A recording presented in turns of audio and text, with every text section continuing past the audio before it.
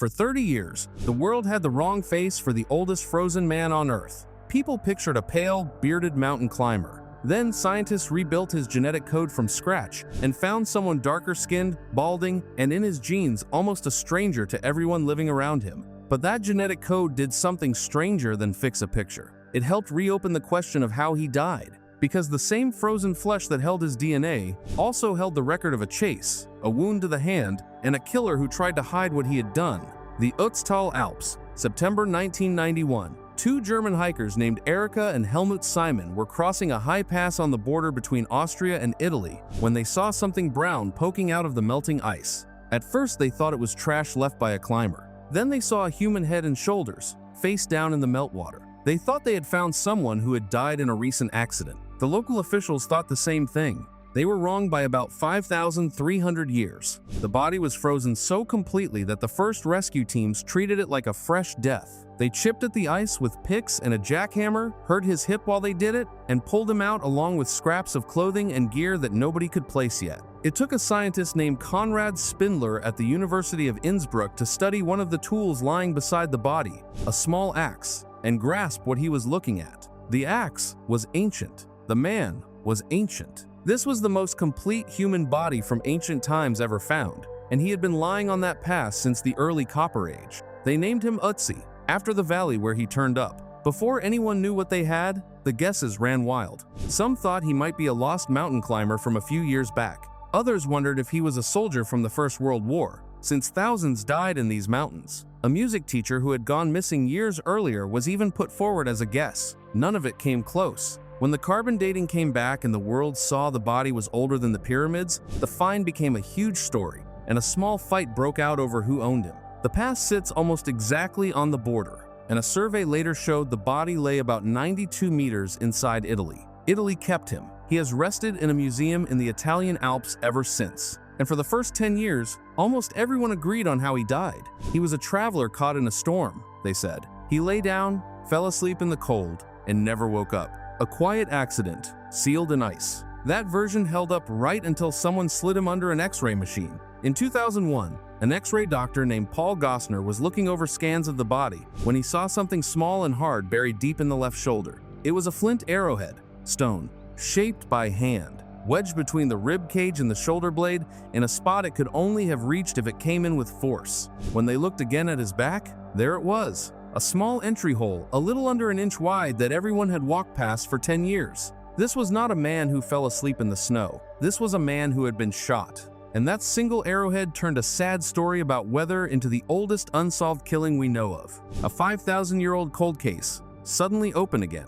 The questions that follow a modern shooting now fit a Copper Age body. Where was the shooter standing? How close? From the front or the back? Did the victim see it coming? And the biggest one of all, why? From that point on, the body became a magnet for every new kind of crime science that came along. Each new machine reopened the file and pulled out another layer. The first X-rays caught the arrowhead, then came full-body scans that mapped his insides without cutting him open. Then chemical tests on his hair and bones. Then his DNA. Every few years, a tool that had not existed before was pointed at this one frozen man, and every few years, he gave up another secret. The mountain had sealed him so well that he kept answering questions for years after he was found. The shoulder told most of the story. The arrow had torn through muscle and cut a big blood vessel under the collarbone, the kind of wound that bleeds fast and hard. The first answer was blunt and simple. His life drained out on the mountain within minutes. But here is the detail that everyone missed at first. The arrow shaft was gone. The stone tip was still inside him, but the wooden shaft that carried it had been pulled out. Arrowheads back then were often glued and tied to the shaft,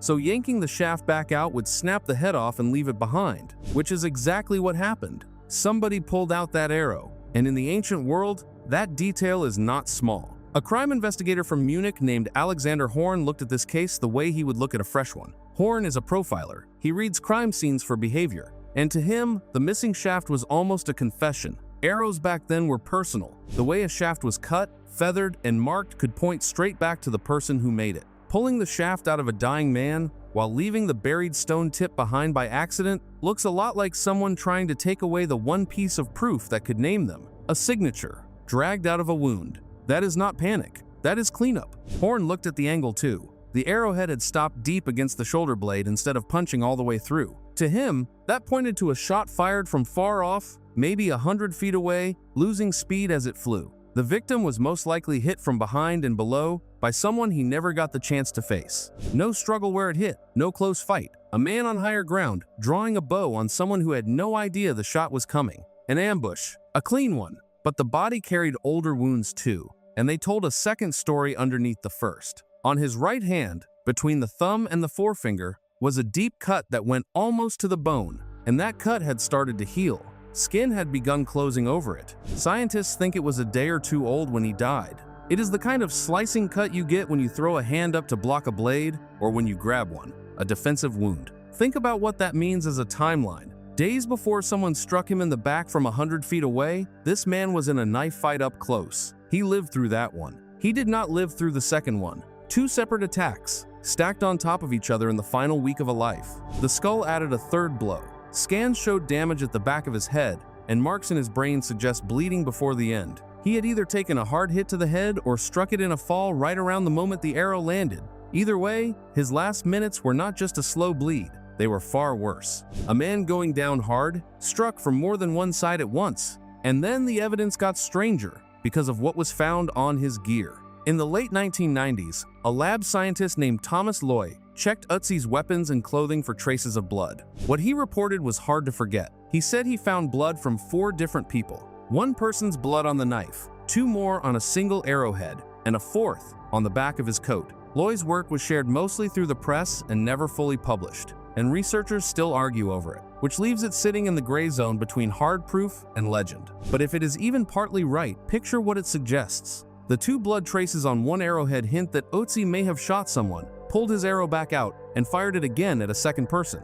The blood on the back of his coat is the strange one. It sits where you would expect it if he had carried a wounded person across his shoulders, not a lone traveler dozing off in the cold. A man at the center of a fight with several people, hours or days before his own end. What comes next is the part that still does not make sense to investigators. Whoever killed him left the most valuable thing he owned. Ötzi carried a copper axe, and that axe was a status symbol. Its blade was almost pure copper, and metal that fine, back then, was rare and costly.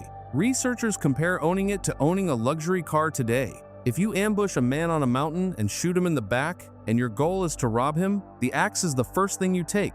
It was found lying right beside him, untouched, where it stayed for 5,000 years. So this was not a robbery. The reason was something more personal. You do not leave a fortune in copper next to a man you killed for his things. You leave it when the point was never his things. The point was him. That is where the profile lands. A targeted killing. A man who had already been in a vicious fight days earlier. An attacker who waited, picked his spot, fired from behind, then climbed up to the body and pulled out the arrow to hide who he was. Someone who did not want to be named, which usually means someone who could be. A killer the victim likely knew. And for a long time, that was as far as the case could go. The body could tell how it died, but not who its owner really was. The man under the arrow was still a blank. Then the second wave of science arrived, and it came for his DNA. The first time anyone read Ötzi's full genetic code was in 2012. It was a first, the first ancient mummy ever to have its DNA read. It told us he had brown eyes, blood type O, and a long list of health problems. And it hinted he had some roots in herding peoples from the eastern grasslands. For over 10 years, that was the official genetic picture. Artists who rebuild faces built his famous face from it. The pale skin, the shaggy hair and beard, the tough mountain survivor. In 2023, a team from the Max Planck Institute for Evolutionary Anthropology and URAC Research in Bolzano read his DNA again, this time with far better tools and far cleaner samples. And the new reading quietly tore down the old picture. The grassland roots were gone. It turned out the first sample had been mixed with modern DNA, and the cleaner read showed something very different. Otzi came almost entirely from early farmers who had moved into Europe from Anatolia, in what is now Turkey. In fact, he carried more of those roots than any other European known from his time. His people had stayed cut off in their mountain valleys, barely mixing with the hunter-gatherer groups around them. In his genes, he was close to a stranger among his neighbors. His skin was darker than anyone had drawn it, darker than people living in southern Europe today, and the genes that control hair held their own surprise. His genes pushed him toward going bald, the kind many men get. The grown man who died on that pass most likely had little hair on his head, which neatly explains why almost none was ever found on the mummy. The shaggy survivor was a guess. The real man was bald, dark-skinned, and carrying the genetic marks of a people who had walked into a corner of the mountains and mostly stayed there. That same DNA showed a body already under strain. He carried genes that raised his risk of heart disease, and his arteries showed the same hardening, strange in a lean and active man in his 40s. He had genes that made being overweight and diabetes more likely, which his hard mountain life never let show. None of this killed him, but it paints a man who was not as healthy as he looked, walking into the last and worst week of his life. So now stack the body's clues back on top of the DNA, because together they finally let you build him back as a person, not just a body. He was around 45 years old, a little over 5 feet tall, lean from a life of walking steep ground. His body was a map of pain, worn joints, old healed breaks in his ribs and nose, hardened arteries. He had been infected with whipworm, a gutworm, and he carried the earliest trace anyone has ever found of the germ behind Lyme disease. His teeth were a wreck, and across his skin were 61 tattoos, simple lines and crosses, placed not for show but over his joints and lower back, exactly where his body would have ached. They line up with points used in pain treatment much later, which has led some researchers to read them as a Copper Age try at easing his joint pain. A man treating his own breaking down body, one charcoal line at a time. The chemistry in his hair and bones showed where he came from. He grew up in a valley about 37 miles south of where he died, and the copper in his axe came from ore in central Italy, hundreds of miles away. This was not a man wandering at random. He was tied into long trade routes and a wider world, carrying goods that had moved across the map.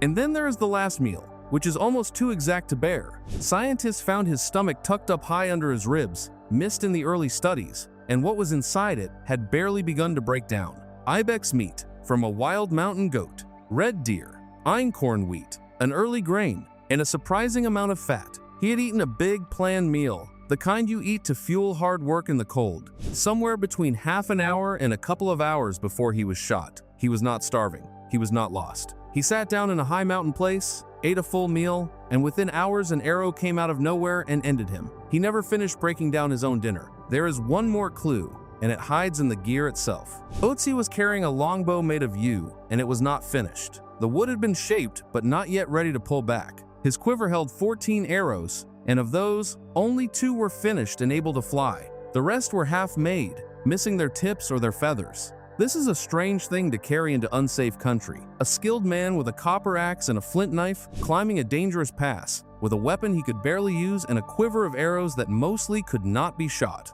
It reads like someone who armed himself in a hurry, working on his weapons as he ran, trying to be ready before he had the time to be. Now put the pieces in order, and the most likely order of his final days takes shape. A day or two before the end, he is in a close, vicious fight. A blade slices his hand open. If the blood evidence holds, he wounds others, maybe worse, maybe drags a hurt friend. Then he climbs. He goes up, high into the mountains, into thin air and cold, the way someone moves when they are putting space between themselves and a danger. And the pollen in his gut backs this up. By studying the tiny grains of plant pollen trapped in his gut, layer by layer, scientists could track where he had been in his final day or two. The pattern shows him moving fast between very different heights, down into the valley among the trees, then back up toward the high rock and ice, in a short stretch of time. That is not the path of a man on a calm walk. That is the path of a man going up and down a mountain in a hurry. He stops on the pass. He eats. For a moment, maybe, he thinks he is safe.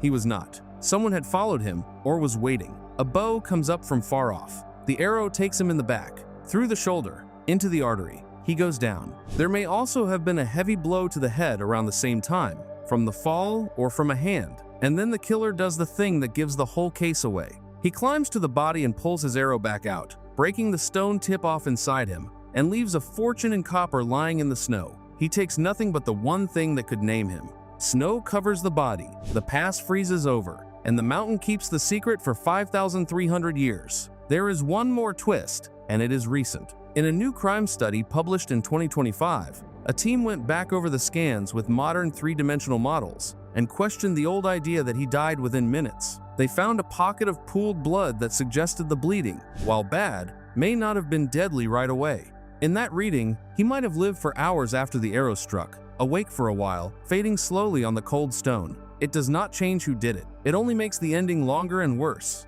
A small number of researchers have offered softer theories over the years. Some have said the tattoos in the high, lonely setting hint at a ritual death, a sacrifice or a shaman laid to rest with meaning. It is worth a mention but it sits at the edge of the evidence. The arrow in the back, the cleaned-up shaft, the defensive wound, the left-behind axe, all of it reads far more like an ambush than a ceremony. So here is what the body and his DNA together can tell us, and where they go silent. He was a dark-skinned, balding man in his 40s from a cut-off mountain people, sick and aching and far from young, who got caught up in a deadly feud in the last week of his life. He climbed a mountain to escape it. Someone shot him from behind, finished the job, and took care to hide who they were before walking away and leaving his riches behind. It was personal, it was planned, and it was almost certainly someone he knew. What the science cannot give us is the name. The DNA rebuilt his face and rewrote where he came from and laid bare the shape of the crime down to the angle of the shot. But the one set of genes it can never read is the killer's.